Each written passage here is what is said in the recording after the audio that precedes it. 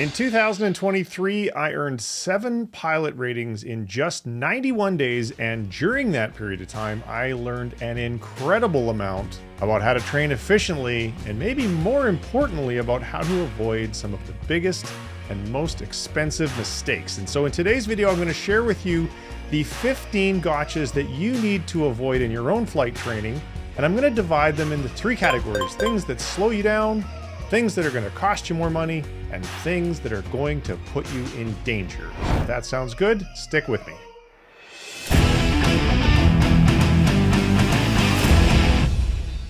Hey there, everybody. My name is Trent, and I am the #1 fastest pilot that I'm aware of to go from a private pilot's license with just 100 hours to a conditional job offer from a regional airline in just under 15 months. And I'm the creator of the Guide to Accelerated Flight Training, which you can learn more about in the description down below.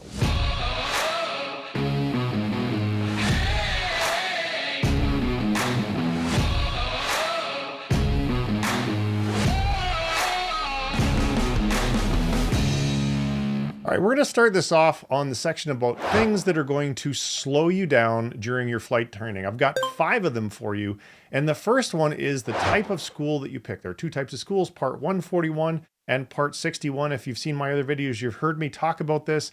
On the surface of it, when you're doing the Googles, it looks like Part 141 is going to be the faster approach. However, in most cases, that is not going to be true. It wasn't true in my experience. I trained Part 61, and I also trained students who came from Part 141 schools, and they were all, without fail, extremely frustrated at the very, very slow pace of a Part 141 school due to the very rigid syllabus. So do your homework before you pick the type of school you're going to go to, and I strongly recommend, for the vast majority of people, Part 61 is going to be faster. Now, number 2 is if you want to train at the pace that I did, and so I earned 7 ratings in 91 days. How was I able to do that? Well, I flew twice a day, one in the morning, one in the afternoon, and I did a simulator ride in between those flights, not every single day, but a lot of those days. And then the rest of the time I was spent with my nose in textbooks studying for ground school, which was going to prepare me for the oral exam portion of the check ride. So that meant there was no time left to study for the FAA written exams, which are multiple choice exams. So what did I do, and what I recommend you do? Do all of those written exams for all of the ratings that you want to work on before you begin your flight training. Now, if you're not going to be training as quickly as I was, and you're not going to be flying as often as I was, you can probably do the prep for the written exams while you're in flight school. But that's not what I did, and it's not what I recommend you do. Now, number 3 is waiting for a check ride. I've talked about this in other videos. Waiting for check rides, actually I have a whole video dedicated to it. I'll put a link down in the description below. But waiting for DPEs can cost you a fortune in time. I'm going to let you go watch that one video, other than to say this: there are definitely things you can do to reduce your DPE wait time. And the most powerful thing that I've ever seen, and this was the most controversial thing in the video that I produced, is simply offer to pay the DPE double their normal rate. Because, shocker, DPEs like money just like everybody else. I had a student reach out to a DPE asking for a check ride. He said, hey, I can't fit you in for 6 weeks. My student then reached back out to the same DPE the next day and said, I'll pay you double. And the DPE said, oh, magically, I've got an opening for you for next week. Number 4, not flying cross country every chance you get. So here's something that was not obvious to me when I began flight school: is if you're going all the way to commercial pilot certificate, you're actually working on all 3 ratings at one time, because part of the required flying for commercial is 250 hours in an airplane. So that means that every hour that you're going to fly goes towards those 250 hours. So how does the whole cross-country thing fit into this?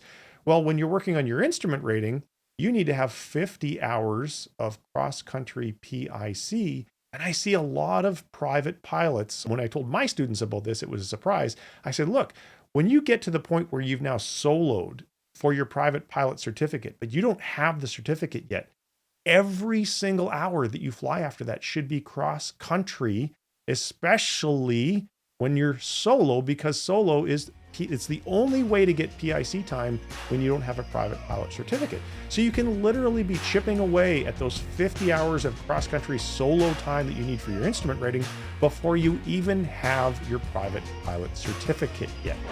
And then number 5 is not flying often enough. I am a big fan of flying every single day, 5 to 6 days per week. The students that came and trained with me did that because I did that, and it's the way to make sure that you attain proficiency as fast as possible, because something that you're practicing every day, you're going to get better at. But maybe even more importantly, if you don't have those big 2 or 3 day gaps between your lessons, you're going to forget a lot less.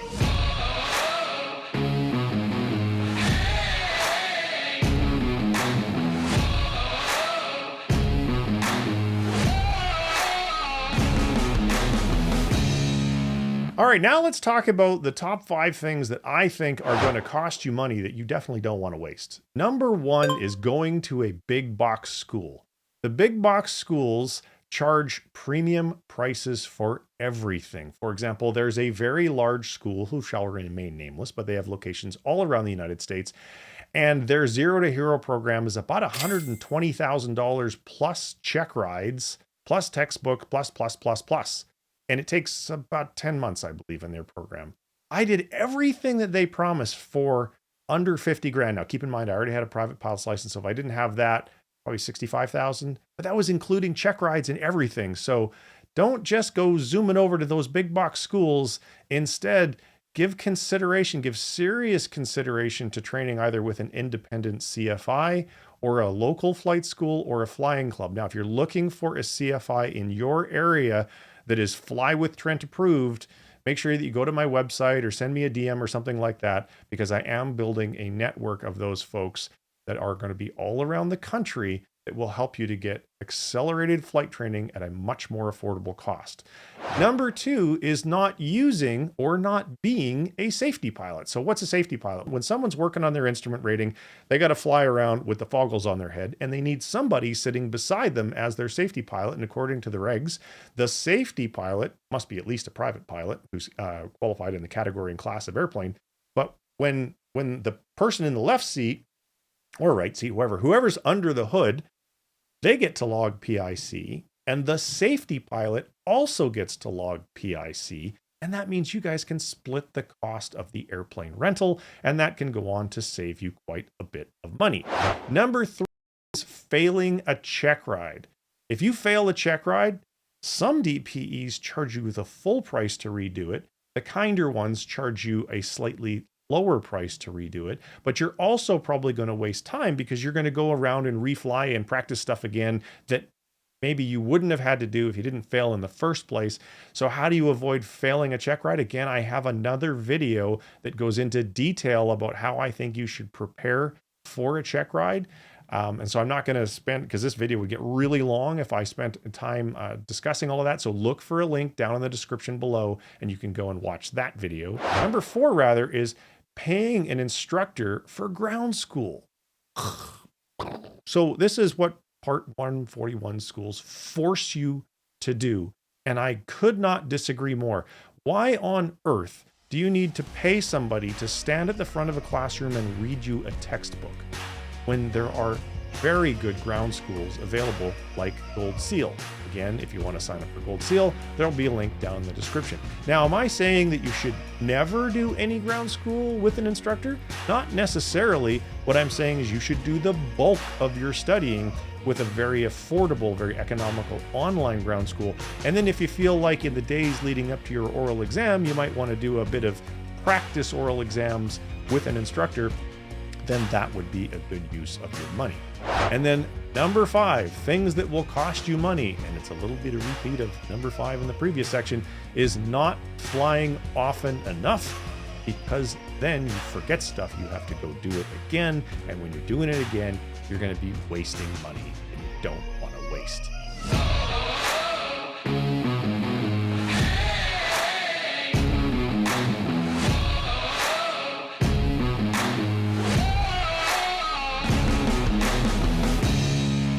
may come as no huge surprise, there's a lot of things in an airplane that can put you in danger. And so the list that I'm about to cover is not an exhaustive one, to be sure. And also I have another complete video on low-time pilots and how they're dying and how to not be one of them. And I'll put a link to that down in the description below. So number one is planning a cross-country trip in IFR at night without having enough escape routes.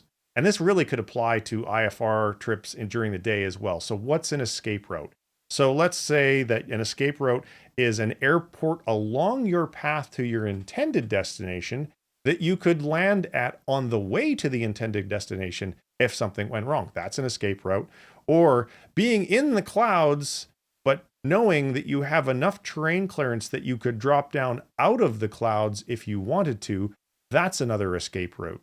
Or flying, in weather, knowing that you could turn around at any point in time and go back to some other airport and complete the flight that way. Again, that's another escape route. There's a ton of different escape routes, but make sure that when you're planning any of your flights, IFR or otherwise, that you always have good escape routes. Number two is inconsistent use of checklists or missing items on checklists. I see a lot of student pilots using the old school paper checklist that's down in the side of the cockpit.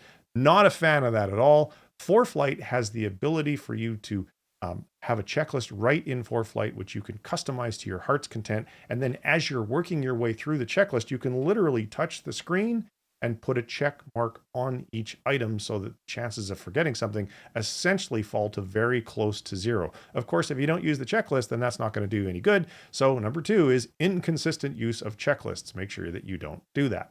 Number three is not keeping tabs on the home airport while you're on your cross-country trip. So this actually almost caught myself in this one. One time I was flying up north a couple of hours, and it was sort of questionable weather, but it was still within my minimums. And what I forgot to do until the last minute, and now I make a regular habit of, is I keep close tabs on the MMOS, the MOS, and the TAF for the airport I'm going to go back to later on, because obviously you want to make sure that you're going to be able to get back to where you departed from in good and safe condition, which leads us to number four, and that is flying away from incoming weather. So let's say the weather is coming from the west, and your departure leg, you decide to go east. So that means on your trip back to your home airport, you're now flying towards the weather that's coming from the west. Can you see the problem there? Wouldn't it be better on the departure leg, and this is what I always used to do, is I'd fly towards the weather on my departure leg, because that way, if the weather ended up getting worse than I expected, or the incoming front was moving faster than I expected, if I couldn't get to the airport I was going to, no problem. I would just turn around and I would beat the weather back to my home airport. And then number five is failing to set some type of reminder. I like to do it on my iWatch because it would vibrate, for you to check your fuel, to check your oil and temperature and your oil pressure, and to switch tanks if needed. I would have my iWatch go off every 15 minutes, because if you're on a long cross-country flight and you're listening to music, or you're doing whatever it is that you're doing, maybe you're talking to your safety pilot and you guys are yak, yak, yak, yak, yak, yak, it's pretty easy to forget to check, especially when you're a low-time pilot and you haven't built that muscle memory yet. It's pretty easy to forget to check some of this very vital stuff for the health of your aircraft. All right, let's wrap up with a conclusion.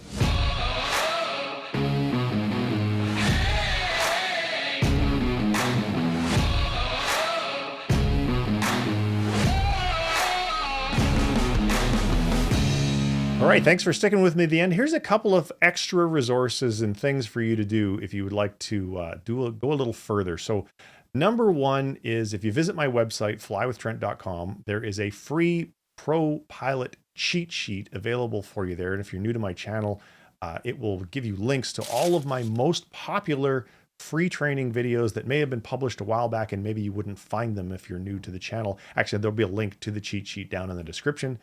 As well, if you are looking for my best guidance on how to do accelerated flight training and what to watch out for and how to pick the right school and the right instructor and so forth, I would encourage that you check out my accelerated flight training guide. Again, link down in the description. Okay, for IFR trip planning, I have a free IFR trip planning checklist. It does live in my software Flowster, but you can see a copy of it and see how it works. And again, there will be a link down in the description below. And then there will be a number of other videos that I'm going to link down in the description below that relate to the topics that I've talked about, some of which I didn't even mention in this video, but I know, or I have a high level of confidence they're going to be pretty interesting to you. And then my final thing is, what did I miss? Obviously, this video could be a long one. There's a lot of things. But do you think there was anything really major that I missed? Please do go ahead and let me know down in the comments below. So thank you very much for watching. If you're a repeat watcher, again, thank you for watching all the videos on my channel. I couldn't have had the success with this channel and helped as many people as I have without the support of everyone that watches my videos and clicks that like button and becomes a subscriber. If you'd like to get email notifications of future videos, be sure to visit flywithtrent.com and join the email list. Thank you so much. We'll see you in the next video soon. Take care. Bye-bye.